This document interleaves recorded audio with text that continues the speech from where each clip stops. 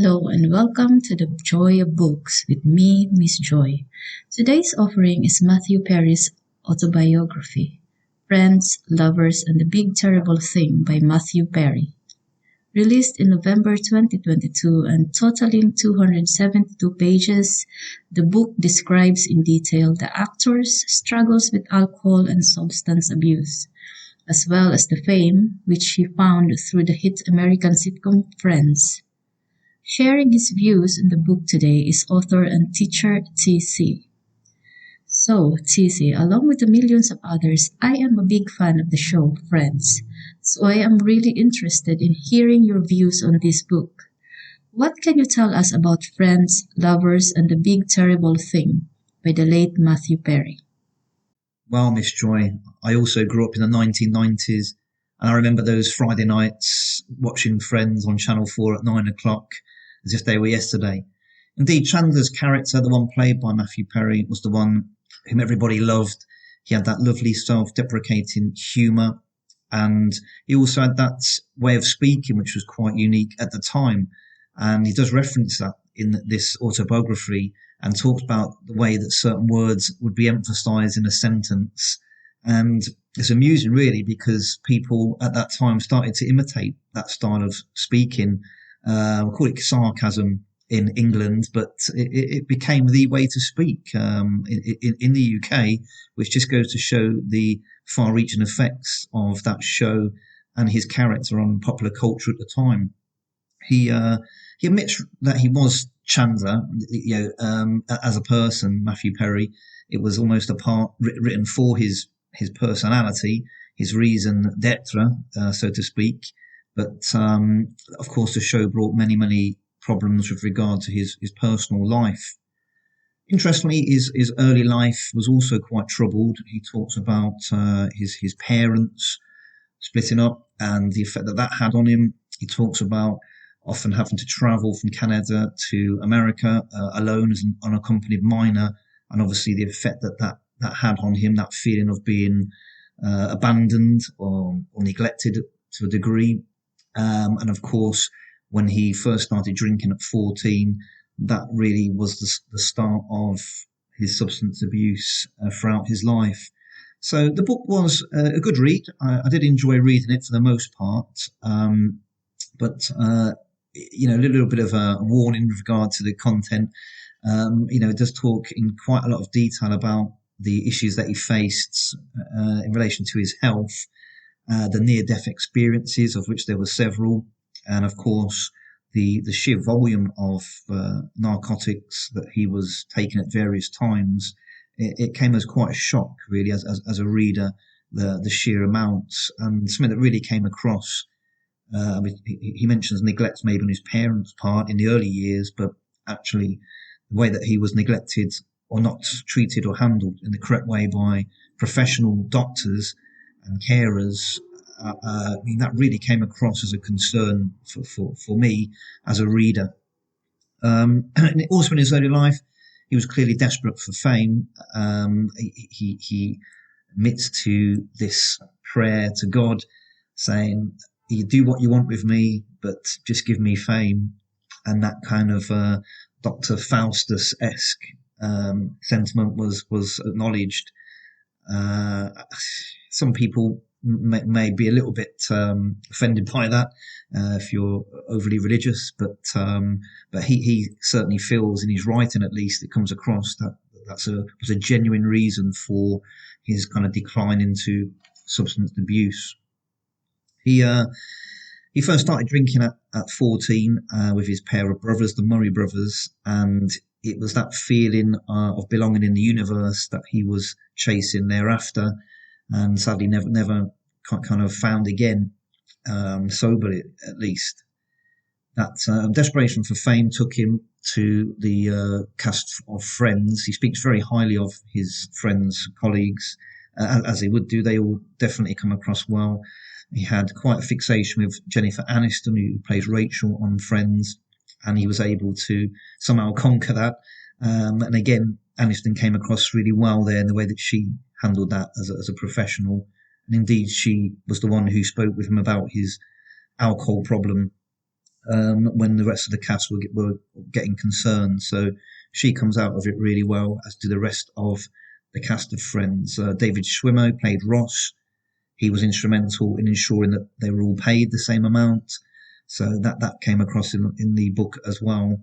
But to go back to Perry himself, I can see why some people, when this memoir came out, were a little bit lukewarm on its content. Essentially, it's more an addict's tale, I would say. If this book had been written as a work of fiction, you might not believe the main character. But of course, it's non-fiction, it's autobiographical, and I think that's where the real sadness of this piece of writing comes from.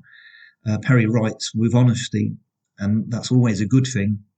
I certainly appreciated his honesty, although I wouldn't say I always felt sorry for him. I would say at times, the tone of his writing was a little bit self-entitled, a little bit self-indulgent, and perhaps whinging at times. For example, when he hears that Michael J. Fox, when he was at high school, Michael J. Fox was on the television, of course, and he had the #1 television show and #1 film at that time. And Matthew Perry admits to feeling, jealous with rage at that time. Later on, of course, Perry achieved the same feat, but you could see that he was really desperate for fame. And of course, he achieved mega fame and success and wealth. So you could see that there was a darker side which kind of just sits underneath some of the writing of Matthew Perry here, away from the substance abuse. He talks, for example, about Grammys, not Grammys, Emmys, I think it is there, and he never received one despite his performances on the show over 10 years. But yeah, they did come across. In terms of other famous people that crop up there, Julia Roberts comes out of it very well. That he talks about his courtship with her and how that came about. Involved fax machines, which again, modern texters and WhatsApp users won't have a clue what they are, but I thought that was quite a nice touch. She seemed to be the perfect woman for him. And again, for him not to be able to kick his personal demons despite being with somebody like that, that really says the control that they had over him and his mind. He was sick by his own admission. He was a sick man, and unfortunately, this really affected all of his relationships, whether they be working or personal. But Julia Roberts came out very well. Bruce Willis as well. He makes a distinction between Bruce Willis being able to party when he wants to, but then to turn it off when he has to work, for example. Whereas Matthew Perry was, by his admission, unable to do that. If he had one drink, he would have to have 20 straight after it. And again, it's quite sad, really, that perhaps he couldn't enjoy the benefits of fame because of his illness. Of course, many times he came close to death. Not surprising, some of the doctors were prescribing ridiculous amounts of opiates. For example, 1,800 milligrams of one, where the worst cancer patient would normally be limited to 100 milligrams. So it talks about how his body had built up this resilience to opiates, which again led to these awful situations where he would be in comas, he'd be unconscious, he'd be hallucinating. I think the drinking led to his pancreas almost bursting, something that only extreme alcoholics would suffer. And very, very, very sad that these things were happening while he was at pretty much the height of his fame. So I've even watched Friends recently and looked at how his kind of body changed between certain series. He would go from very, very painfully thin almost in the early series to quite overweight by series 6 and 7. So you could see that it wasn't just his mind which was under the control of these substances, but also very much his body as well. And of course, eventually they took its toll. In fact, just within a year of this book being published, he sadly passed away. On the topic, though, of his illness, I really would reiterate that what came across is that these medical professionals let him down, I would say. Over prescribing drugs, prescribing the wrong drugs, giving the wrong treatment. He also talks about a dentist who removed all of Perry's teeth. In fact, he used very profane language to describe what he thinks of that dentist now, not surprisingly.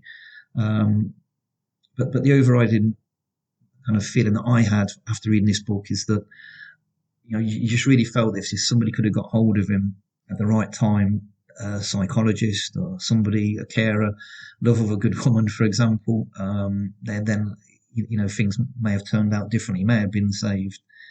Again, on the topic of women, I think he does admit to having a poor attitude towards women in the height of his fame. Wanting to get close to him, the good ones he kind of pushed away, and there's a sense of regret about that on occasions. But like I say, the overriding feeling is that it was a soul that could have been saved with the right professional help, which begs the question, spending tens of millions of dollars on the help that he did get. It just came across as quite a racket, really, in terms of that. But again, he's a multimillionaire. I'm not, so he's living a different life to me. But I don't know what those professional doctors and medics were doing, really, or at least some of them. So overall, I enjoyed reading the book. Yes, it's a tough read at times because how you picture that his character on the screen is far different to, obviously, his real life, and it's quite hard to watch Friends now when he comes on, knowing that after reading that. So I would say read this with a little bit of a warning.